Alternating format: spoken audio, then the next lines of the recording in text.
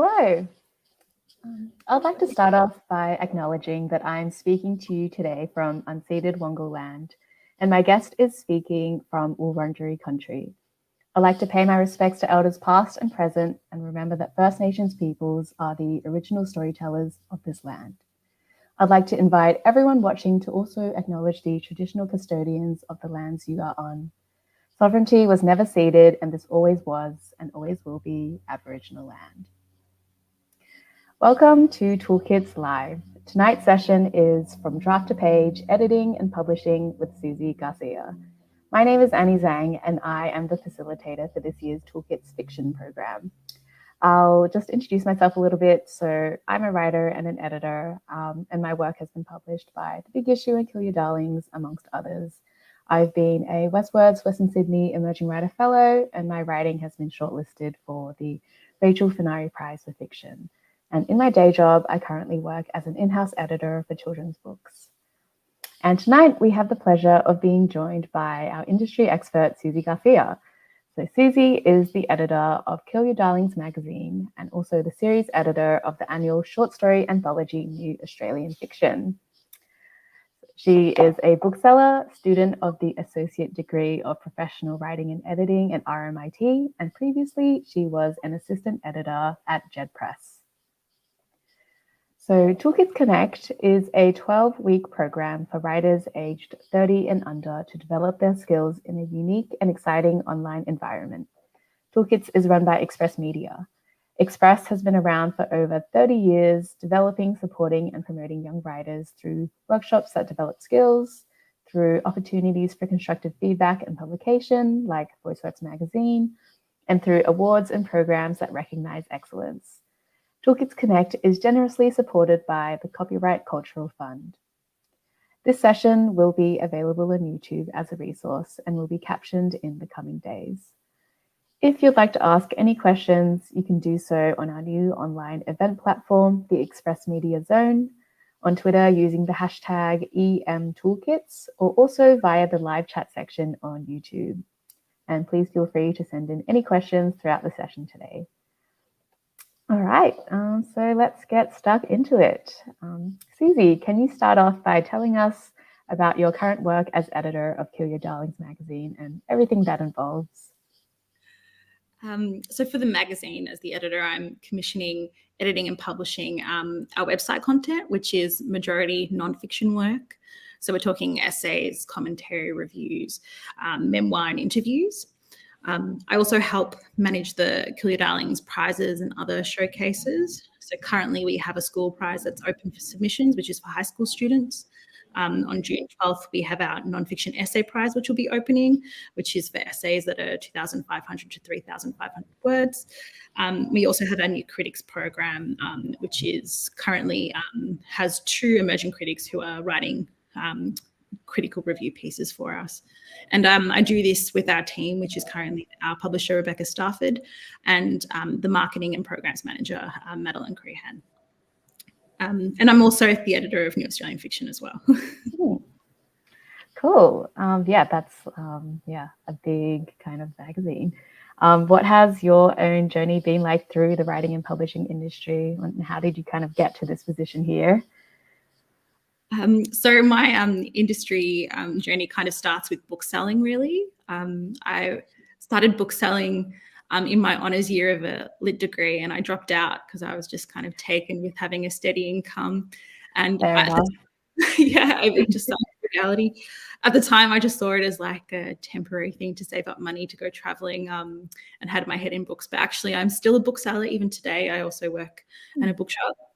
And so that experience probably was the most formative in terms of the job I have now in some sense, because I learned about the industry in like a very practical hands-on way, from like customers on the floor to working with the publishers and sales reps and with authors. And I just, from that experience, just before that, if you had asked me how a book was made and how I bought it in the shop, I had no idea. Like fairies could have made them, but working in the bookshop, I just like received like a really comprehensive education on how that side of the book industry works.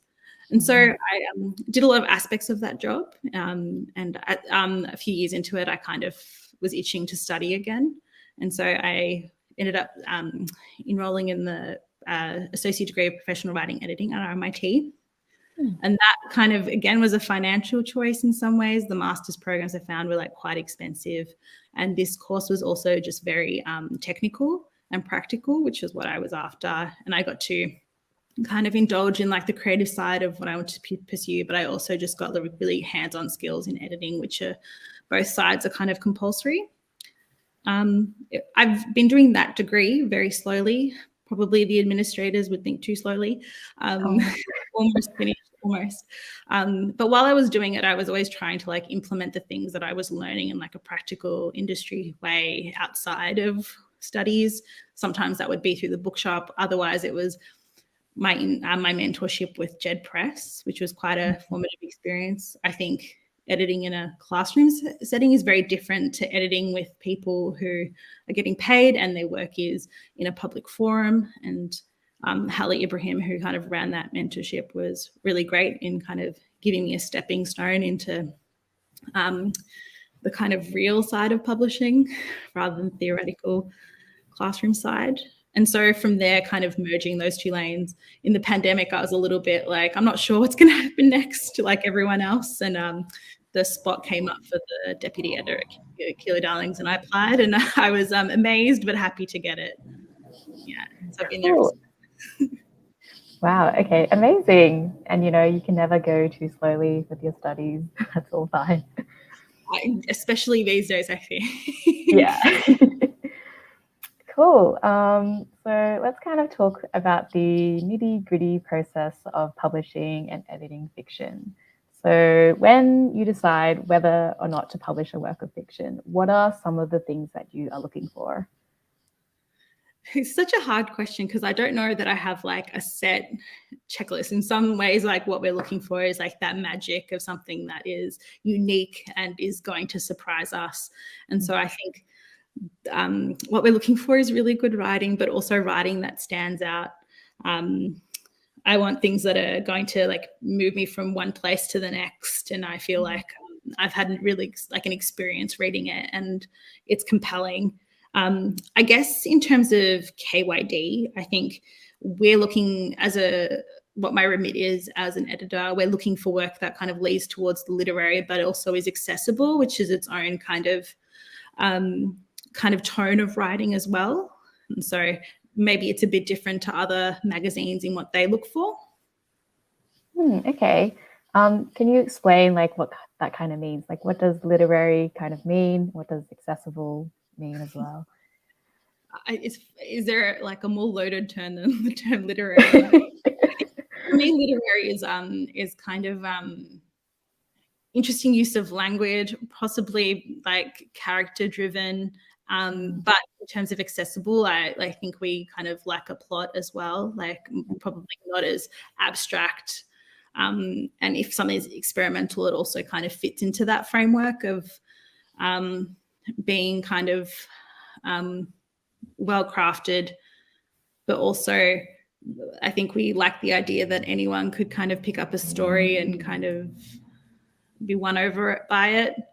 Whereas that's not to say that that's like the optimal like kind of reading. I think there's all kinds of things and like there's a place for challenging reading too and all those kinds of things. But in terms of KYD and what we're looking for in stories, I think we like, a good, engaging, compelling read, but also ones that are kind of well crafted and interesting use of language and all those kinds of things. Cool. That makes total sense. And what are some of the common mistakes that you see writers making? It's interesting to put it in like it's not so much a right or a wrong thing, I think, because I think like creativity is very subjective and they should do their own thing. But in the terms of like aside from the creative thing, in terms of thinking about like publication, the industry side of things, I think knowing your publication and where you're placing it is good to know. Like definitely feel like people should try and push boundaries and should apply, like put their work in any way. But sometimes it can be mismatched. And often that comes from people not knowing much about where they're submitting work. And, I think the more knowledge you have about where you're submitting and who the audience will be, in the later stages of writing and publishing. Like, I think that's helpful. Maybe not so helpful in the early stages. Like, I don't know about people writing specifically for audience in that way, but in the later stages, I think it's important in terms of placing work. Yeah, that's very helpful to know. And can you break down the submissions and commissions process for us? So I guess with submissions, we're talking about open calls here. So for us, we advertise what we're after. We don't have a theme. I know a lot of other publications tend to have a theme, or publishing houses will be asking for certain genres or things like that. But for us, it's we don't have a theme. So we're just kind of hoping that we'll get stories and they'll arrive, and they do. And I'm always happy to see them kind of flowing in at like 11:59 at night, the last call. We use a portal called Submittable, which is free for writers to use and quite handy. If you haven't looked at that portal, I recommend it, because a lot of different journals and publications use it and put call outs on it. And it's quite easy to use, and you upload your story. And on our side of things, for New Australian Fiction, I'm lucky enough to, in the last 2 years, to have readers on board to help us work through the submission. So our team and also some additional readers have helped whittle down like our submissions portal into a long list, and it's quite a collaborative, like conversational process. But then the last stage of that, which is, I guess, where I come in more strongly as well, is that I'm whittling it down into that final lineup, a shortlist into a final lineup. And the things I'm kind of thinking about are, of course, quality, also cohesion, about where the stories sit. Is there like a breadth of style, of voice, or different kinds of stories? And thinking, and also regional as well, like where New Australian Fiction, I do like to kind of, show a bit more of the country. Always trying to do more of that. And so they're the kind of considerations that I'm making there. Yeah. So in terms of so that's the submission side of things. In terms of the commission side, with New Australian Fiction, I have a small kind of window to commission some writers, and they're usually like an established name who might no longer be interested in submitting to open calls, or alternatively looking to like emerging or early writers that might not be on our radar or might not think to submit as well, but seem very promising. And that kind of much smaller element is, I think, good at helping us like round out the collection. Cool. So you have like a team of people reading the submissions, and do you evaluate the submissions against like any set criteria? No, not really. I think it's more instinctual in the sense that writers, like the readers, are picking out the stories that they feel are the strongest and the best, and they're kind of whittling it down to a long list, and then kind of comparing people's thoughts on them and seeing how people felt about them and talking about those ideas through. And yeah, that's the kind of way we kind of come down to like whittling that list down. Cool. And is everything read like by a couple of people? Yeah. We also, once we come up with a shortlist, we'll read that all together again. So then people who have, like most of us haven't read all the stories yet, so it's a chance for other people to kind of see where their picks kind of sit with all the rest, and we can kind of see the picture again. So yes, everyone rereads the shortlist. Cool. And for an anthology like New Australian Fiction, how does that eventually all come together? It's a big process, so many different components. In terms of the editing, so after I've settled on the lineup, I'll be doing a structural edit, which is kind of looking at the plot as a whole, looking at the story as a whole, wondering if there are places that could be improved, if there are things that aren't clear, and kind of working through those like more holistic things about the story with writers. So some of the questions that kind of come up on that, like some of the, like with short fiction, like sometimes it's questions like, can characters be compressed into one if there are like multiple characters that feel extraneous, or is the ending kind of punchy? Maybe we can like kind of land on a punchier place for ending, these kinds of like bigger questions. And so that's a process of to and fro with the writers. And sometimes it's quite like an easy process, or sometimes it takes a bit more time to like fine tune the structural edit. But from there, we have a copy editor who's not me to look over it. I do some of the copy editing at that stage when things come up, but mostly the copy editor's like role is to fine comb sentences and paragraphs and check for redundancies and make sure spelling is consistent and punctuation is consistent and that kind of side of things. They're doing a much closer look. And from then, this next stage is the typesetting, which is formatting it and making it into that like book layout that's recognizable, that's no longer like loose sheets of paper and things like that, but come together in a book form. And the final kind of step after that is the proofreading, which is like those fine little things, stragglers that we're looking for to make sure that they're kind of all taken care of and smoothed over. And from there, it's the the printing and the jacket design and the advertising and talking to the distributors and those kinds of technical sides of getting a book ready and out to bookshops. Cool. That is a huge, huge process that you take care of. Wow. Actually, I'm lucky to have help, lucky to have copy editor and proofreading and all these other elements. So yeah, it's definitely a team effort. Of course. Are there ever any stories that don't really get edited? No, they all do. I haven't come across like the perfect story yet. I'm not sure if it exists. I think, all stories, have a process, I think. I like it would be dreamy. Sometimes they're much easier than others. And but then again, the end result, not like sometimes the most magical stories also do need development. So yeah, it's a bit of a mixed bag. Yeah, I mean, it's good to know that all the stories are engaged with in this like deep way. Yeah. I think for like early writers, maybe people who haven't been published before, I think if anyone's expecting that their work will remain the exact way that they sent it in and are quite steadfast, and that they might be disappointed with the process. Yeah, I guess working with editors can often be a very daunting experience for emerging writers. How can writers have a fruitful working relationship with their editors? I think this is such a good question. And one of the biggest things about this is that editors don't tend to have a standardized way of learning these skills. It happens on the job. It happens with different kinds of people overseeing and teaching you. And so I think that's good for writers to know that in some ways, while the end goal is the same, to have like refine a piece of work and get it up to like a good standard, that it's quite a subjective process in that sense, that editors are coming from different kinds of approaches.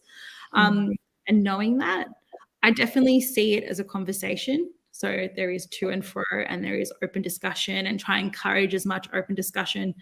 I've been edited before, and I've had experiences where that has been the case, and I've had experiences where it hasn't been the case. And I think for writers, they should know as well what their limits are in terms of what they're willing to accept to get published. But I definitely think if you see it as a conversation and you kind of keep communication open up with like any concerns that you may have or ideas, and that's a good way to approach the editing process. Yeah, that's great advice. How do you know when you can like trust your editor over your own kind of instincts? Oh, this is such an interesting question. I think like writers would have some like more interesting insights into this actually. But I do think from an editor's perspective, there are two kinds of edits that I can generally put them into. One of them is this isn't quite working, and here are some ideas about maybe why that is, or some questions that I'm asking you to like clarify for yourself and for me about why something is the way it is or isn't the way it is. And then other times I can be like, I've kind of clumsily kind of suggested something here, and just as like a general guide, but take it or leave it. And I think those kinds of edits should always be seen as the same as the first kind, which is like, something's not quite working here, and this is something for you to work with. I don't think writers should defer to like editors' suggestions if they don't feel right to them. They should just take it as like a little red flag that there might be something worth looking at here. Yeah, so true. I feel like there was a question on the screen before, which has now disappeared, but I feel like it said, have you ever, do you ever get writers who are difficult to edit? I think thinking about it like in those terms is not something, is it difficult to edit? I think sometimes the process might not work for whatever reason, that kind of like alchemy of trying to progress a piece forward. And like for me, when those kind of cases come up, I do kind of like stew over them after work. But I always just think like I kind of like didn't do the piece justice, and I kind of wish I could have. So I don't really see it as the person being difficult on the other side, because I think like, again, it's a conversation. If any kind of tensions come up about like disagreements, and so often these days, editing happens all through emails and track comments. And it's hard sometimes to gauge tone or to like feel like there's an open dialogue when it's just, you know, through these mediums. I'm kind of old school in that I don't mind if anyone wants to talk it out over the phone, but I think most writers do not. Yeah. So yeah, I don't think, like, I wouldn't say that any writer I've worked with has been difficult. I think sometimes the process has just not been, it just hasn't been progressing forward, and like that's always kind of like something to learn from. And for me personally, I'm like, oh no, I wish that had worked out. And most of the time what's needed is just time, but timelines don't allow that sometimes. I could work on a piece forever just to get it, like, unfortunately it's not possible always. Yeah, fair enough. That is very, very generous of you. Yeah, and how much control Perspective. and how much control do writers get over the work that is eventually put out into the world? Again, I think it depends on the editor and the publication. For me, as an editor, I definitely want, and it's a part of the KYD's process, for the writers to sign off on the final kind of, whether it's on the magazine or whether it's in the anthology. So it's coming up to like a signing off kind of stage. And yeah, as an editor, my hope is that I never have a writer who has something published that they're not happy with, pretty much. Yeah, that's a great goal. All right, let's talk a little bit now maybe about the industry and how we navigate it. What are some of the pressures that writers might face in the industry?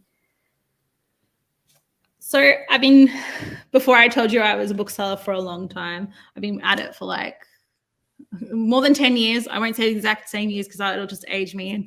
But I think the industry has changed a lot since I started industry until now, but I still think there is some ways to go. In terms of barriers, I think in terms of like diverse representation and equitable kind of workplace, I still think there's like a way to go. We're in a kind of time of economic turmoil. It feels like everyone is kind of worried about that. And I think, yeah, in terms of time and money, writers who have those two things in abundance probably have an easier time than those who don't. And I think these are the biggest like barriers to entry in that sense. Yeah, it is no secret, I guess, that pay for writers is pretty low all around.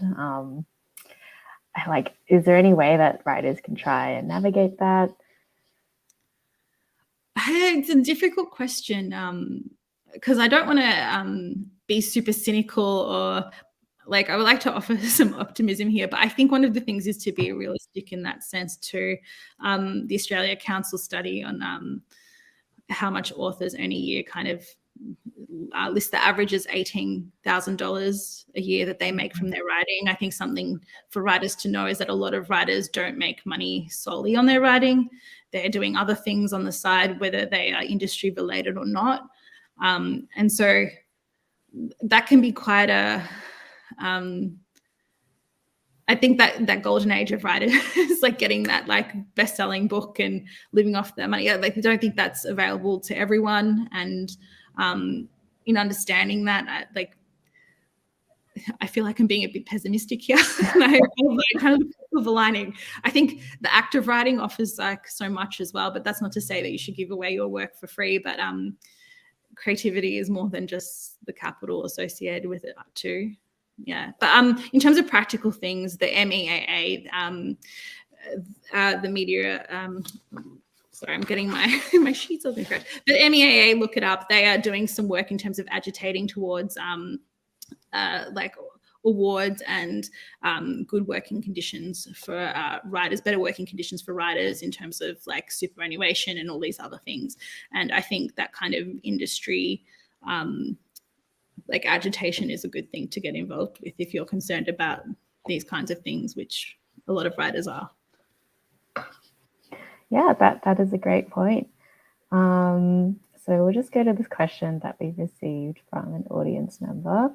Do you have any advice for querying agents outside Australia? Oh, this is an interesting one. So with KYD, we do some work with like mentoring and manuscript assessments, but this isn't really my forte in terms of knowing too much about this, a bit out of my remit, I think. In Australia, I will note that in Australia, not all, it's writers, many writers do have agents, but it's also not the norm, whereas in like places like the US, it's standard for people to have an agent before they get a book published. So in terms of like needing an agent, a lot of writers don't in Australia. Yeah, that's very true. That's a great point. Yeah, and I guess we can address this question again tomorrow when we talk to a guest author who maybe has those experiences with an agent. But yes, back to what you were saying earlier about pay. Yeah, I guess there are grants and prizes, and maybe those are things that writers can try and apply for to kind of assist with the financial side of things. Is that something that you've had much experience with that you can kind of speak to and give advice on? I think since working with KYD, I definitely have more understanding of the kind of grants and things that are out there that I didn't know before.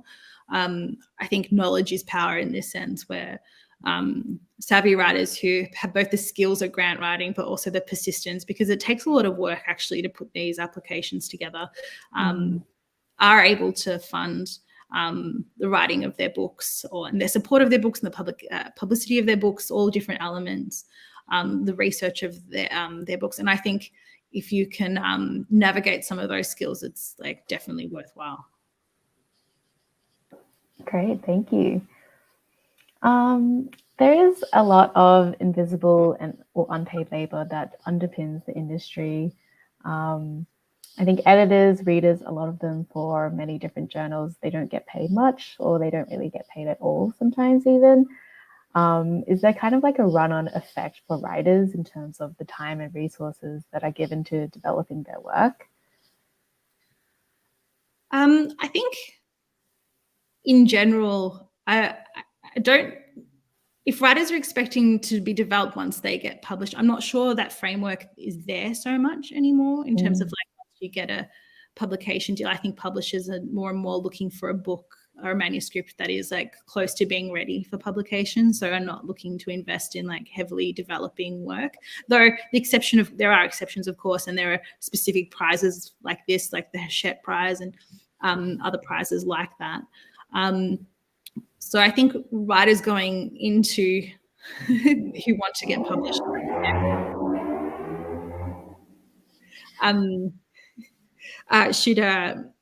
should understand this. And I think one of the things that is good to know as well, that there are a lot of opportunities at the emerging writer stage to help develop work. And some of those opportunities do disappear once you've already had a book out, and some of these prizes are no longer eligible. And so in that early and emerging stage, you should it's kind of like a catch-22, because so many people at this stage don't feel ready, but you should apply for all the things, apply for everything, and make an effort to kind of know what's going on in those spaces, because I think that development is so useful. Yeah, that is great advice. Are there any like things that you have in mind that writers should like have on their radar to apply for? I think like Next Chapter obviously is an amazing program. Again, limited spaces, though it does offer quite a few spaces. Most of these kinds of things have one or two.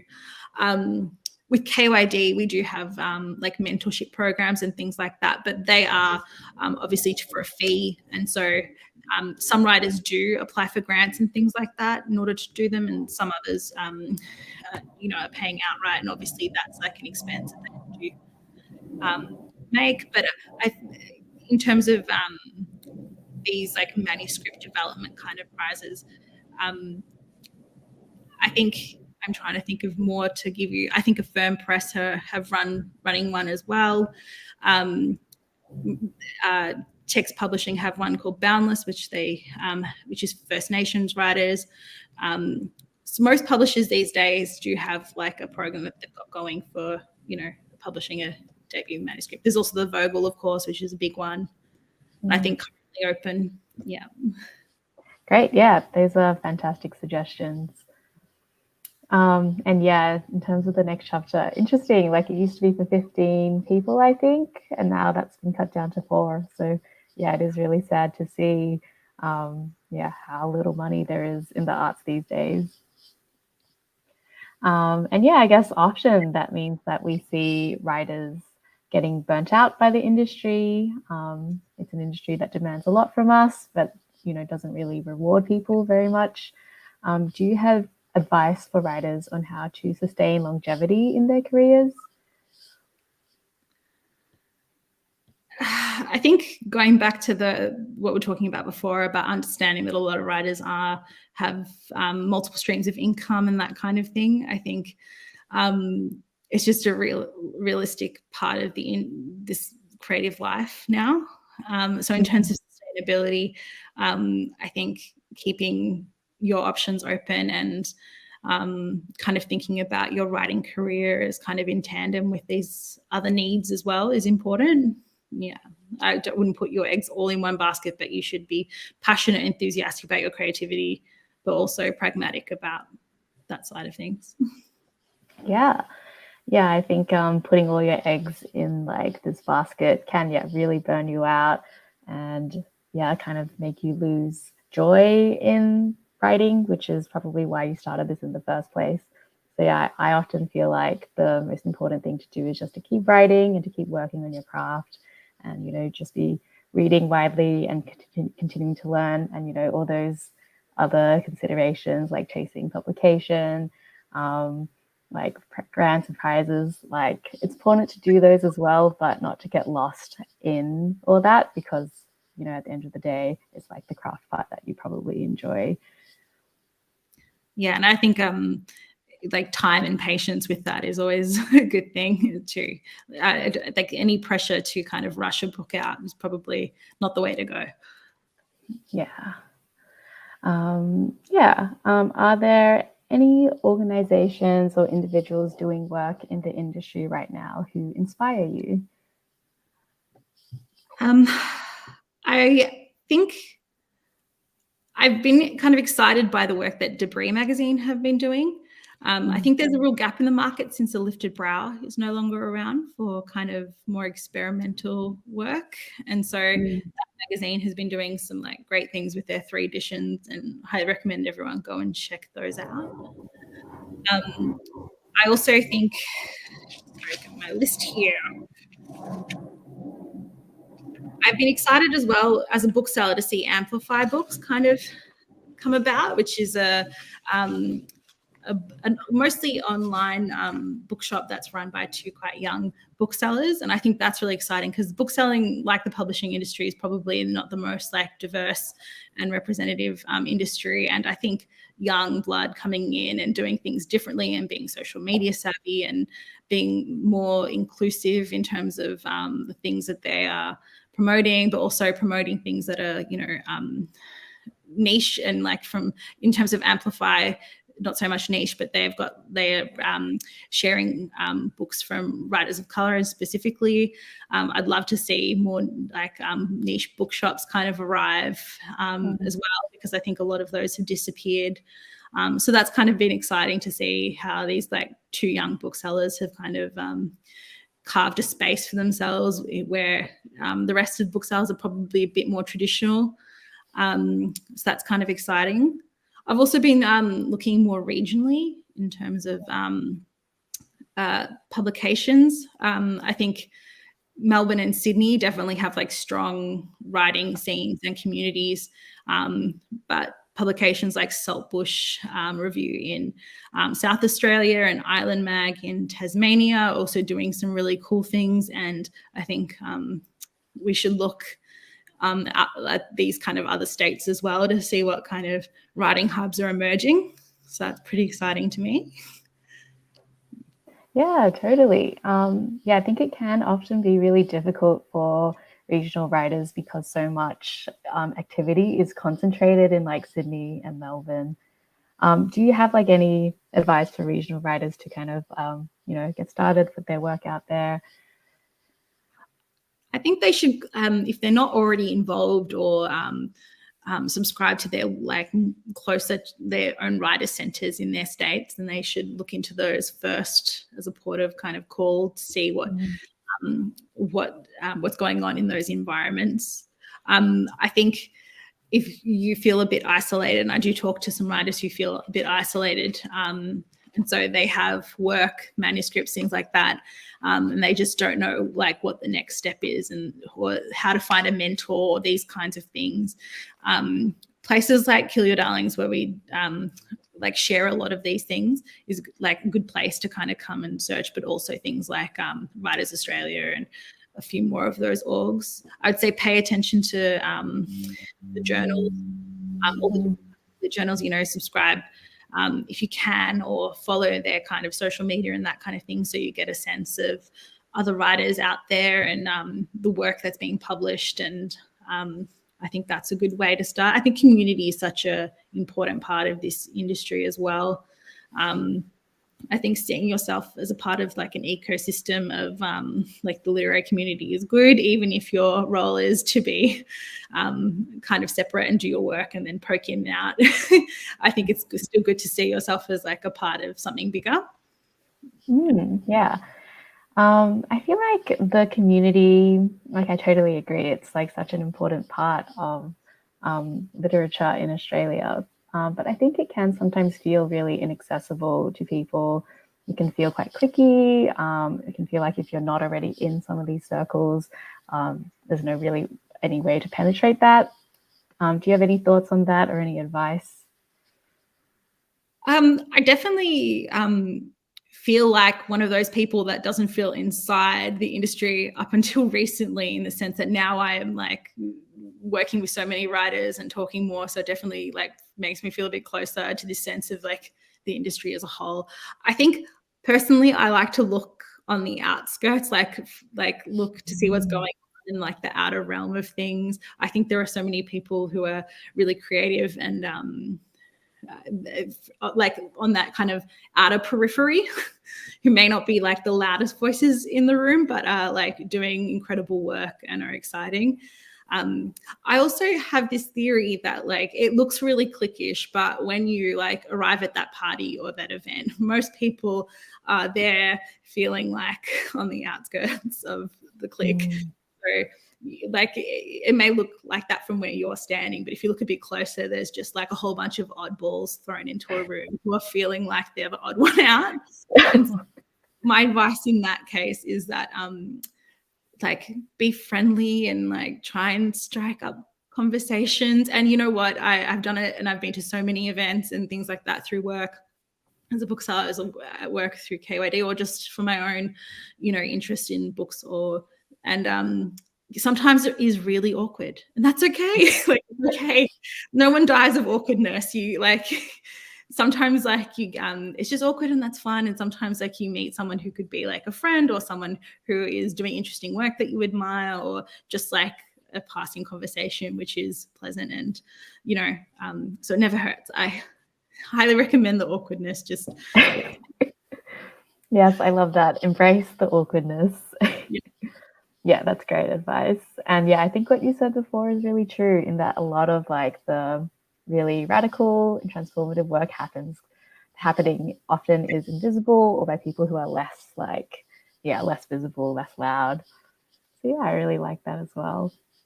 I think something else that maybe newer writers kind of grapple with is maybe the pressure to build like a social media identity or like a brand for themselves online. Is that something that you have thoughts on? I think it's a really tricky one. This kind of idea is like the writer as the influencer. I think it's not something that a lot of people find like easy to navigate. Yeah. Or to have like a public persona because you want to write. Does it have to be like a mutually exclusive thing that to have one you must have the other? I'm not sure if that is true. I think like the writing comes first, and I would encourage anyone that is addicted to their devices who also wants to write to like sort that out, because it is a time sucker and it probably won't make your writing better. But in terms of like that side of things, it's interesting. I feel like Elon Musk has killed Twitter, and true to say that I was looking at Twitter, and I like writers would like post something or say something and be like, that's interesting, and could commission them or to write about it. And I feel like that's happening less and less these days, which is a bit sad. I mean, we do have our submissions portals where we get most of our pieces from, but occasionally someone would post something that taps into the zeitgeist. And if they were just saying it to their friends or in like in a room, I probably wouldn't have heard it. And so I kind of miss that. I'm kind of like adding people to Instagram as this weird lurker. And it's not the same. I really wish they would fix Twitter in that sense, which was like the writer's social media platform. I did once hear like a PR person from the book industry who was asked this question, and her answer was pretty simple. It was like, if you're good at it, then do it. And if you're not, don't. Because if you're not, I'm not sure it helps. Not more than having a good book or a good piece of writing. Yeah. Yeah. Have you ever like been influenced by like how big someone's profile is when considering whether to publish their work?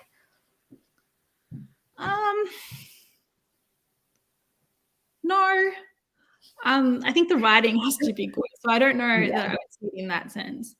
Something that I did do recently was commission a writer off TikTok. And that was only because I had an idea for a piece. And I just couldn't find a writer who wanted to write about it and in a kind of like accessible, kind of fun way. And there was this person that was on TikTok who was talking about that subject and was really eloquent and interesting. And I was like, this guy's a writer. And I continued him and it worked out. And so like that's like one example of a sense where I was like, oh, here's a person who has like this public profile and like has all these followers, and like actually I think they could be a writer. And turned out to be the case. Wow. Yeah, I love that. I think sometimes maybe like, I think it's so good to hear this from you, and it's so good to hear that an editor of like such a major magazine has this attitude, because I think in maybe traditional publishing circles, they're really starting to begin to emphasize the brand element of a writer, and like authors have to like do their own marketing. And like if they have more Twitter followers or TikTok followers or whatever, that can really increase their chances of getting published, which is kind of really depressing. But yeah, I'm glad that for you, writing is the thing that always comes first. Yeah, and it's funny when you say that the publishing industry is like that too, because in a way, like Kill Your Darlings and what we publish is also kind of something that some publishers look towards to see where like emerging talent is too. And so we're kind of in a part of that chain of like, how do people get known, and do they already have kind of like an established following or some kind of presence too? So the kind of blurring of lines between like what makes a person's brand viable or not is kind of interesting. Yeah. And maybe these TikTok books sell and then the publishers have money to spend on other books. I don't know.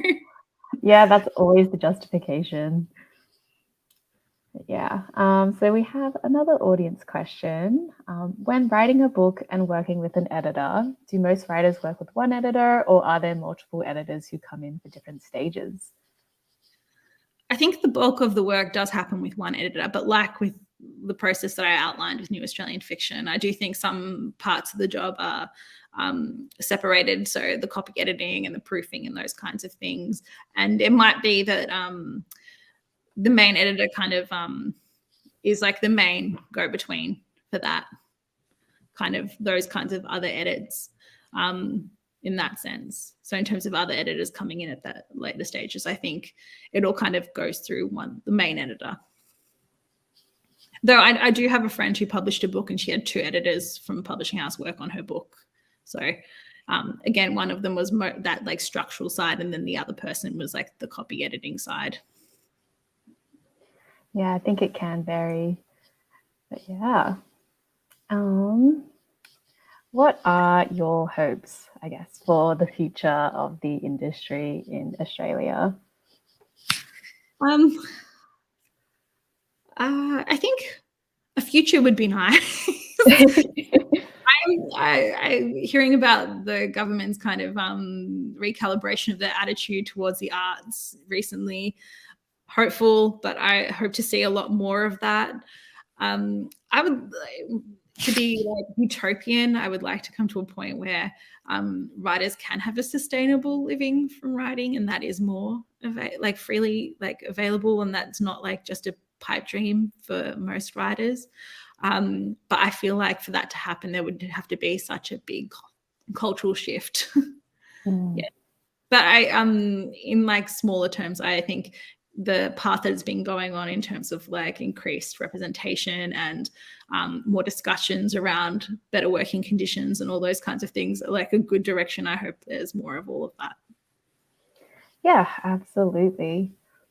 Do you have any advice for people who are wanting to be like perhaps emerging editors or to break into the publishing or literary industry? Yeah, that's advice for editors. I think, and this is for writers as well, but I wouldn't underestimate DIYing. I think zine culture, that like instead of waiting for gatekeepers to give you an opportunity, I feel like there is so much to be gained from learning how to do it yourself. And the Australia Council did show that self-publishing is happening increasingly more too. I think I was really lucky in the sense that I was able to like be brought under the wing of someone like Hella, who created a journal and who also worked in the industry. And if Hella hadn't done that, I wouldn't have gained experience. So it's through her like venturing out and being like, I think there's a gap here and I'd like to fill it. That was like really beneficial to me personally. And so I think there is some space there to create your own opportunities too. If you're finding that you want to publish work and it's just not happening, or you're not seeing a space for the kind of work that you want to publish, then like create that space that you want to see too. Yeah, that is really, really good advice. With things like zines, because they're a big investment, I guess, of your own time and resources. Does it turn out to be worthwhile to put your work out there in a way that's like maybe, yeah, that is not attached to an institution already? Like, will people see it? Aside of the process and what you learn from doing it, I think there are like, luckily in Melbourne, we have things like Sticky Institute and who holds events and things like that. But I think it's like a good community building thing too, and you can meet other zine makers and kind of move from there. So in terms of being a worthwhile investment, I think some of those gains have less to do with money and have to do with like experience and community and that kind of thing. I also think if you need a bio, for example, because you're pitching elsewhere, it's good to show that you've done other work and that you've followed through. Like it shows quite a bit about like someone being able to follow through with like envisioning something and bringing it to life and that kind of thing. And so I think that's quite helpful too, and also helps in terms of those grants and things like that, like to show that you've got a history of being able to like create and bring things to fruition. Yeah. So still recommend, even if it's not linked to like a bigger institution or that kind of thing. Great. Yeah, those are fantastic points. And do you have any like other advice for emerging writers? Other advice, I think reading a lot, that old kind of advice. I think there's some debate about whether you should read like contemporary things or like you should find the things that you are like resonating the most with and like to inspire your work, I think that's a really good thing. So yeah, you should read widely and read a lot. I think there's so many things competing with our time for reading is like low on the list for a lot of things. We published a piece recently at KYD, which says that the average Australian reads about one book every 15 weeks, if that, which is quite low. And so I feel like there's all these things competing with our time, but if you can read, it will help your writing for sure. The best writers I know are people that read a lot. Yes.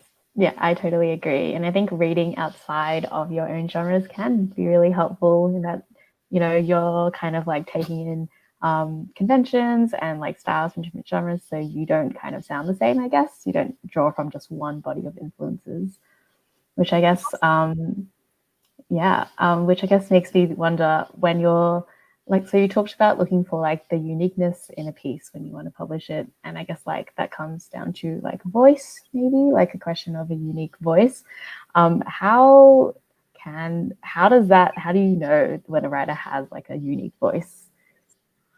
I think specificity sometimes, like being idiosyncratic in the sense that kind of originality comes from something that feels very specific and not like unlike anything else. And sometimes when we're like writers are working to tropes or certain conventions or trying to work with trends, like that's not a bad thing, but definitely putting like their own stamp on it and having kind of energy and interesting like character or style or voice is like so important.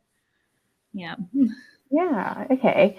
I guess when it feels like so much has already been done, you know, and there's no way to be original, how can we be original? I think like every person is a snowflake in that sense. Like you have your own life and times that like no one else does. And that's not to say that every work needs to be autobiographical, but like you have like every person has a unique perspective that they could translate and come at different archetypes in like a completely different way and speak to like present moment as well. Time's always shifting, and I think there's like endless things you could say about everything. So I wouldn't be so bogged down in like have other people have said it first or said it better. I think it's about bring yourself to a piece of work. I think that's more important. Yeah, that is really, really beautiful advice. I guess writers sometimes do feel that pressure to draw from their own experiences and to use maybe their own pain or trauma to inform their work. Do you have any advice on writers who do feel that kind of pressure?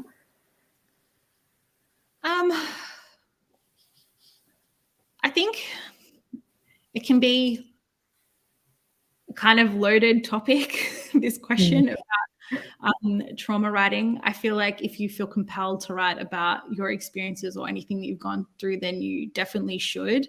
But I think on the discussions that are happening more recently, and definitely something that I think about when I'm editing is putting the onus on people or kind of expecting them to talk about these kinds of things. I don't think like writers should be treated in like a tokenistic way or be expected to like their stories aren't just important because like whatever the worst thing that happens to someone is not only who they are. And so I'm in the case of these kinds of questions for writers, I think you should write what you are most passionate about, and that's more important. On the industry side of things, I think the industry could be better at kind of canvassing writers and developing writers. I think you shouldn't just go to writers based on identity all the time. Not to say that people shouldn't write about identity, but editors should also be canvassing those writers to write about other things.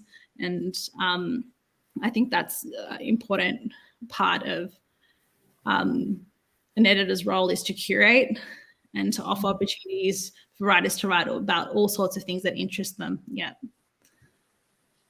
Yeah, absolutely.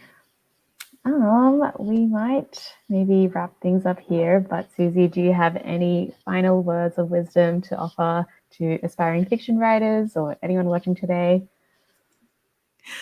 Just be persistent, I think, and resilience in the sense that from an industry perspective, maybe there only are so few places and opportunities and resources, but you should definitely still keep doing it and doing it for your love of it. And money is definitely important, and that is an important equation, but also art is an important part of being a human, and experiencing art, creating art. It makes life so much richer, and yeah, it's good not to lose sight of that side of things too. Yes, thank you so much. And thank you so much to everyone watching for submitting questions and engaging. And yeah, thanks so much, Suzy, for joining us tonight. I'd highly encourage everyone to check out Kill Your Darlings magazine and also their new Australian fiction anthology, which you can purchase from your local bookshop. And this session will be available on YouTube as a resource, and it will be captioned in the coming days if you'd like to revisit any of tonight's conversation.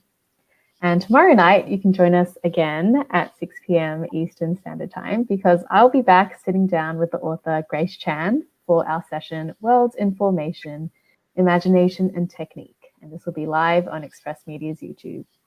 Thank you so much, and goodbye, everyone.